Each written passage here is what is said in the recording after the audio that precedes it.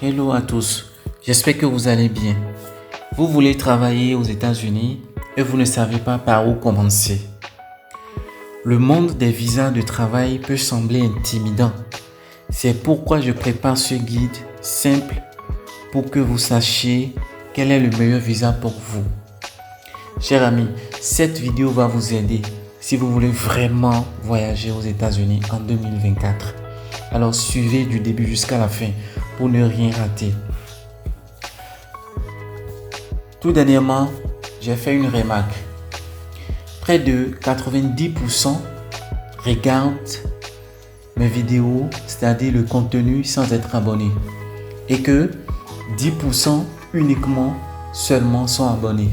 Si le contenu vous aide, abonnez-vous pour m'encourager davantage dans cette aventure. Si vous êtes une première personne sur cette chaîne, la chaîne est dédiée au voyage, à l'immigration aux États-Unis, en France, au Canada, en Chine.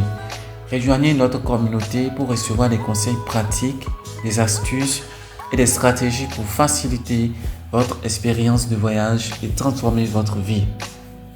Alors, sur la liste, le premier visa s'appelle le visa H1B.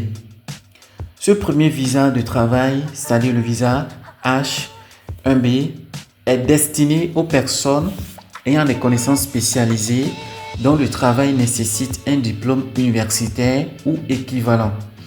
Il est souvent utilisé par les personnes en technologie, en finance, ingénierie, architecture, médecin et avocat.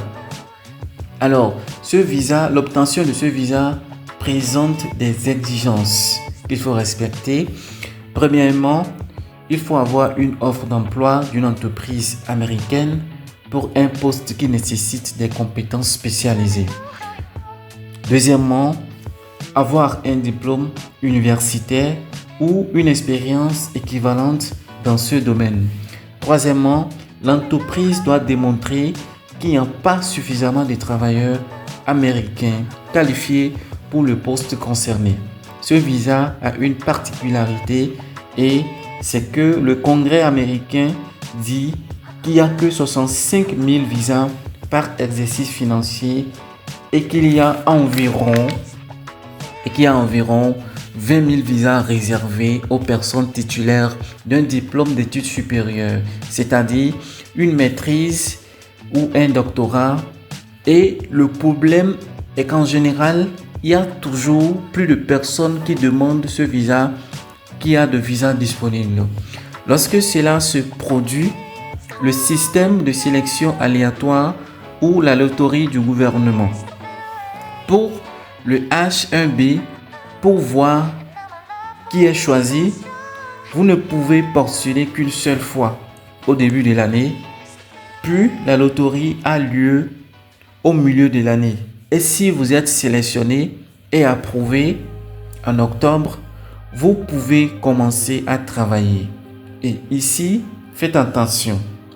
Je vais vous dire qu'il y a quelque chose que beaucoup de personnes ne savent pas. Il y a une exception à cela. Il existe un moyen d'éviter cette loterie et ne vivez pas cette incertitude si l'entreprise qui vous parraine est un établissement d'enseignement supérieur, une organisation à but non lucratif liée à un établissement d'enseignement supérieur ou un organisme de recherche gouvernementale. La limite de visa ne s'applique pas et il n'y a pas de loterie. Alors, gardez cela à l'esprit parce que cela peut être le moyen le plus efficace d'obtenir un H1B. Pour de nombreuses personnes, je veux que vous sachiez que même si vous êtes un immigrant, une entreprise américaine ne peut vous payer moins que les autres travailleurs américains. Il existe des réglementations strictes pour vous protéger des abus du travail et avec ce visa, votre conjoint et vos enfants célibataires de moins de 21 ans pourront venir avec vous aux États-Unis et également étudier. Votre famille utilisera le visa H4. Le visa H-1B dure environ 3 ans et vous pourrez le renouveler jusqu'à un maximum de 6 ans. En plus, c'est un visa à double intention, ce qui signifie que c'est un bon chemin vers une voiture verte qui est la résidence permanente aux États-Unis. Il est assez courant qu'une personne commence son rêve américain avec un visa H1B, puis ils ont la même entreprise qui sponsorise avec la carte verte pour les professionnels mexicains ou canadiens. Le visa qu'ils peuvent utiliser est le TN Visa. C'est un visa spectaculaire car il n'a pas de limite. Il peut être utilisé par les avocats, les ingénieurs, les médecins, les enseignants, les designers et de nombreux professeurs. Si vous n'avez pas de diplôme universitaire, il existe un visa qui peut être pour vous, c'est-à-dire le H-2B visa. C'est un visa pour de nombreux emplois. Par exemple, le domaine de l'aménagement du paysage, du nettoyage, des restaurants, d'hôtels et bien d'autres encore. Il s'agit d'un travail saisonnier et aucune préparation académique n'est requise pour se qualifier. Ici, l'employeur américain doit démontrer qu'il ne trouve pas suffisamment d'employés pour le type de travail temporaire qu'il propose. Un exemple serait un restaurant dans une station de ski qui a une forte demande pour l'hiver. Il peut être utilisé, c'est-à-dire le visa pour embaucher des employés étrangers comme pour le H1-B. Le H2B a également une coupe visa par exercice financier. Dans ce cas, il y a environ 66 000 qui sont divisés en 33 000 en cours du premier semestre fiscal et il y reste les 33 000 au semestre suivant. Le président américain peut également ajouter plus de visas. S'il y a une forte demande, comme pour le H1B, si beaucoup de monde postule pour le H1B, il peut aussi y avoir une loterie. Mais dans ce cas, tu as une double chance d'être choisi alors que le H1B a lieu une fois par an. L'employeur américain peut demander des prolongations d'1 an à la fois pour le visa. Et la durée totale maximale est de 3 ans. Avec ce visa, votre conjoint et vos enfants peuvent vous rejoindre avec le visa H4. Un autre visa est le visa J1, c'est-à-dire J1 visa, connu sous le nom de travail et les voyages, mais beaucoup plus large que cela.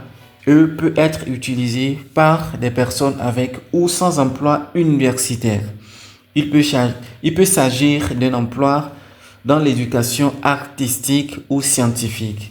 Il peut s'agir de professeurs, de chercheurs, d'étudiants, d'enseignants et de babysitters, connus sous le nom d'au pair ou spécialistes dans divers domaines. C'est un visa spécial car il est différent des autres. Ici, tu n'as pas d'entreprise qui demande ton visa avec le J1. Il y a des organismes intermédiaires agréés et le gouvernement américain appelle des sponsors. Ce sont ceux qui s'occupent de ce visa et vous placez dans des emplois. La durée de ce visa varie et dépendra du type de travail que vous effectuerez. Cela peut de quelques mois à plusieurs années et également avec ce visa, votre conjoint et vos enfants célibataires de moins de 21 ans peuvent vous rejoindre. Un autre visa est le visa O1. Ce visa est destiné aux personnes ayant des capacités ou des réalisations exceptionnelles. Il peut être destiné aux personnes avec ou sans emploi universitaire. Selon la profession, est souvent utilisé par les artistes, les athlètes, les scientifiques, les hommes d'affaires et bien d'autres. C'est tout à fait possible que le visa que Lionel Messi, le grand joueur, a obtenu pour jouer aux États-Unis. Ici, avec le O1, vous devez prouver que vous êtes l'un des meilleurs dans votre mode professionnel, dans votre pays, ou si vous voulez une récompense très importante. Ces visas nécessitent généralement beaucoup de preuves. Par exemple, si vous avez été publié dans les grands médias, s'il existe des publications ou des citations qui vous nomment, et si vous avez été juré